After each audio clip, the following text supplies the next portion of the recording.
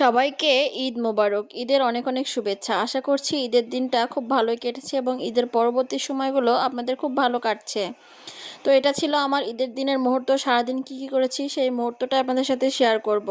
তো এখানে প্রথমেই হচ্ছে বাবা ছেলেকে খাইয়ে মাঠে পাঠাচ্ছিলাম। তো আমার বাবার সাথে আমার ছেলে মাঠে যাচ্ছিল, এদিকে হচ্ছে ছেলের বাবা রেডি হচ্ছিলেন। আগে একটু কাদা ছিল যেহেতু, তাই ওনাদেরকে একটু আগেই পাঠিয়েছিলাম। তো এইদিকে হচ্ছে আমার হাজব্যান্ড রেডি হয়ে গিয়েছে মাঠে যাওয়ার জন্য। তো এই যে এনাদেরকে আমি বিদায় দিয়ে দিলাম।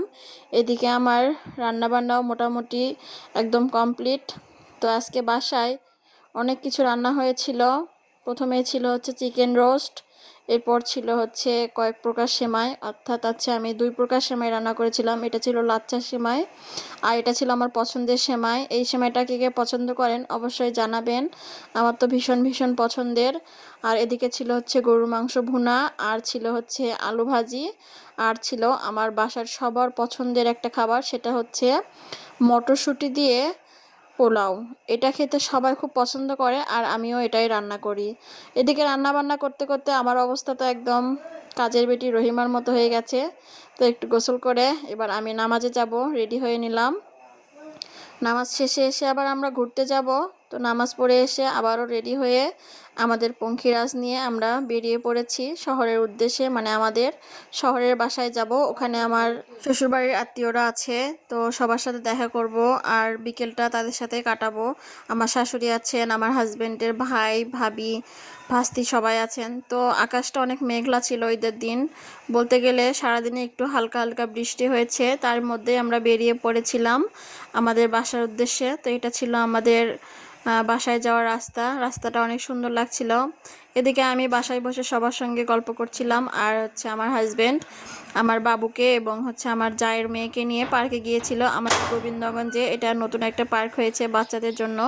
বিষয়টা আমার কাছে বেশ ভালো লেগেছে। যখন শহরে ছিলাম তখন এই ব্যবস্থাগুলো ছিল না, বাচ্চাকে নিয়ে খুবই কষ্ট করতে হতো, এদিক সেদিক ঘুরতে হতো, কিন্তু এখন আর সেই ঝামেলাটা নেই।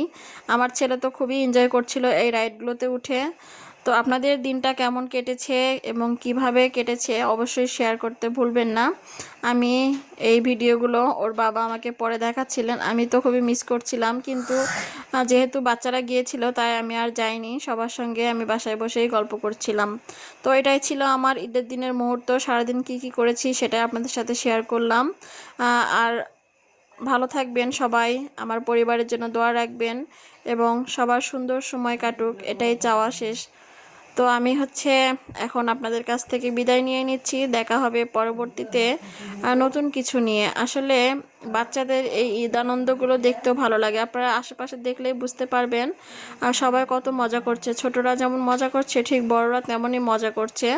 তো যেহেতু আমি যাইনি তাই আর ওদের সামনে থেকে দেখা হয়নি ওদের আনন্দগুলো, কিন্তু মোবাইলের এই ভিডিওগুলো আমার কাছে রেখে দিয়েছিলাম যাতে আপনাদের সাথে শেয়ার করতে পারি। কেমন লাগলো জানাবেন। ধন্যবাদ সবাইকে।